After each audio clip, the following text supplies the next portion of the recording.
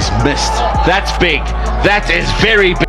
সাব্বির রহমানের মতো ব্যাটসম্যান টি-10 লিগে সুযোগ পেয়ে যেন একের পর এক ছক্কা মেরে বিসিবি বস নাজমুল হাসান পাপনের চোখে আঙ্গুল দিয়ে দেখিয়ে দিলেন যে এখনও যেন সাব্বির রহমানের মতো ব্যাটসম্যান ফুরিয়ে যায়নি।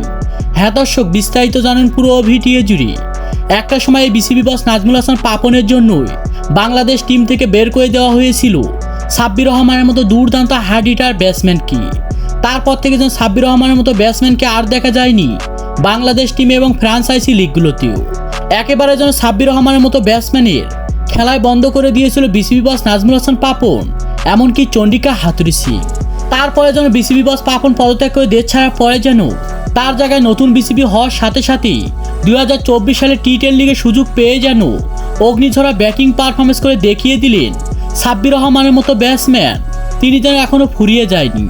আর যা দেখে রীতিমতো অবাক হয়েছেন বিসিবি বস নাজমুল হাসান পাপন।